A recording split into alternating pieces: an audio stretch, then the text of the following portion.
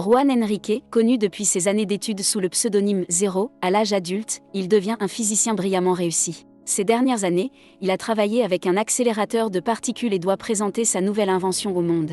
Sandra apprend une expérience ratée autorisée sans sa permission. Cette femme d'affaires en a marre de constamment renflouer son ami d'enfance, et elle est prête à investir son argent dans un autre projet. Le chef du projet scientifique s'emporte et prétend que son ancien colocataire de collège est un véritable traître.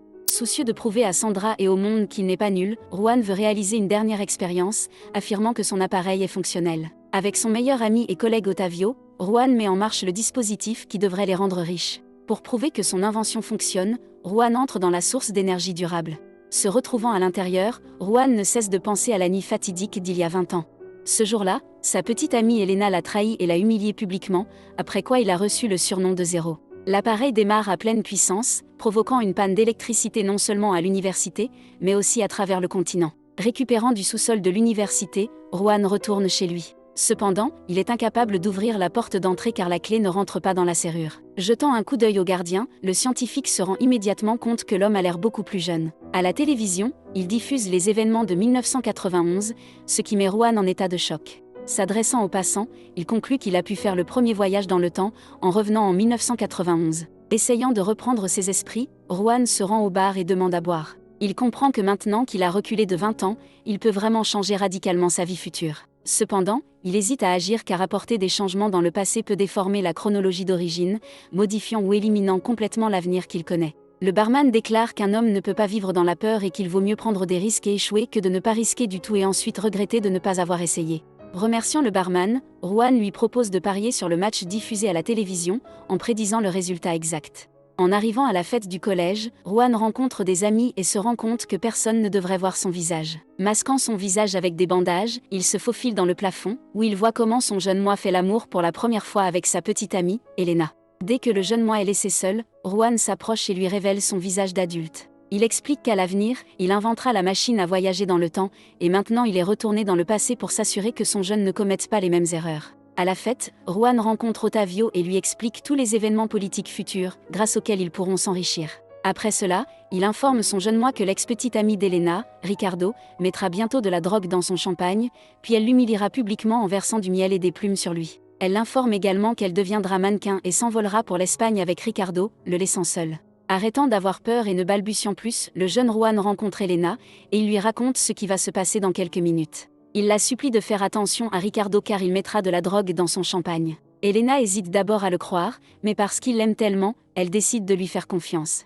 Ricardo s'approche et leur propose des boissons, mais les deux lui ordonnent de le boire à tour de rôle pour prouver qu'il n'y a rien à l'intérieur. Ricardo prend quelques gorgées et la drogue fait effet immédiatement, alors il s'en va en laissant les deux seuls. Apercevant un célèbre producteur au loin, Juan raconte autre chose à sa petite amie. Il lui demande de renoncer à son avenir de mannequin, car il deviendra ainsi riche et pourra s'occuper de tous les caprices et désirs de la jeune fille. Le Juan du futur observe la scène de loin, et en un instant il se dissout dans l'air, se réveillant dans le 2011 alternatif. Le scientifique se rend vite compte que sa vie a maintenant changé et qu'il est devenu un homme riche et prospère. Connaissant les événements du futur, le moi du passé a fondé une société appelée l'homme du futur, grâce à laquelle il est devenu très riche. Cependant, il découvre que dans cette alternative de 2011, il n'a toujours pas épousé Elena, et en effet, il l'a fait enfermer derrière les barreaux, lui laissant quelques kilos de poudre blanche dans les maisons. Même l'amitié avec Otavio est maintenant un passé lointain, car il a trahi son ami et soudoyé le juge pour obtenir sa part de l'affaire. Bref, Juan découvre qu'il a trahi toutes les personnes auxquelles il tenait beaucoup dans sa vie antérieure.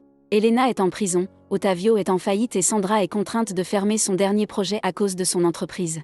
Essayant de résoudre les problèmes de cette chronologie, Juan libère Elena de prison et lui remet tous ses biens. Sur le chemin du retour, il retrouve son meilleur ami qui est prêt à le tuer. Juan supplie son ami de ne pas appuyer sur la gâchette, car ils peuvent utiliser la machine à voyager dans le temps pour revenir dans le passé et créer un futur alternatif. Vêtu du costume d'astronaute, le scientifique revient à nouveau en 1991. Il arrive à la fête et court au grenier, où il rencontre le jeune Juan et le futur moi original. L'étudiant choqué perd connaissance, tandis que Juan du futur alternatif lui parle du futur original. L'astronaute se demande d'abandonner le projet de changer l'avenir et de tout laisser tel quel. Juan, les yeux bandés, ne veut pas l'écouter et s'en prend à lui-même à propos de l'avenir alternatif. L'astronaute sort une arme à feu, la pointe sur lui-même et l'oblige à assister aux événements originaux sans intervenir. Bientôt, il rencontre tous les deux Otavio, qui est venu du futur alternatif après son partenaire.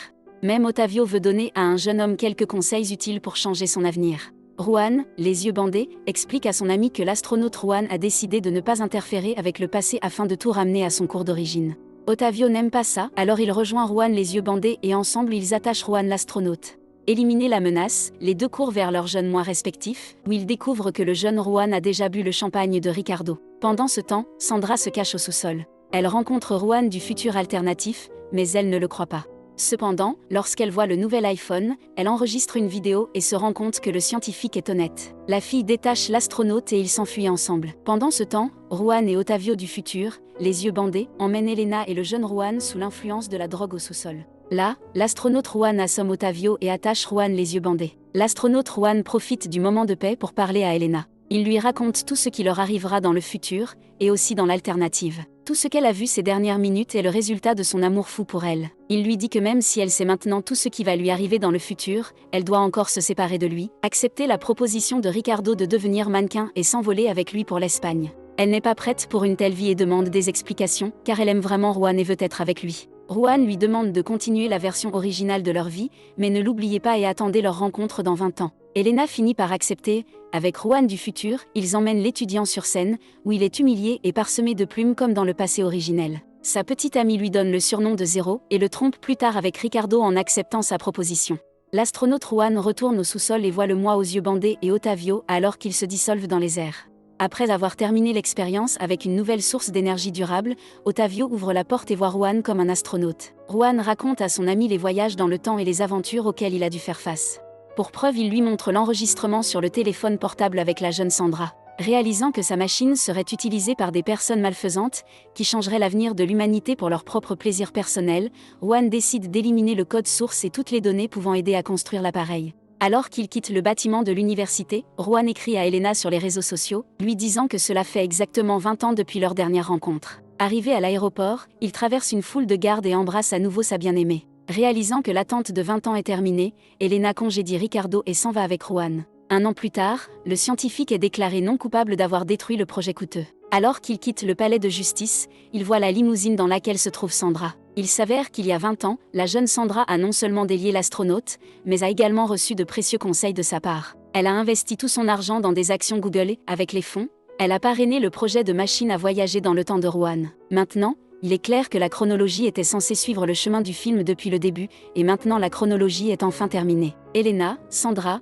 Otavio et Juan célèbrent dans la limousine, réalisant que leur vie sera désormais parfaite car ils ont beaucoup d'argent. Elena est contente de cela, mais se rend compte que Juan a un peu triché. L'homme ne le nie pas et affirme qu'au final il mérite une petite récompense. Ainsi se termine le film.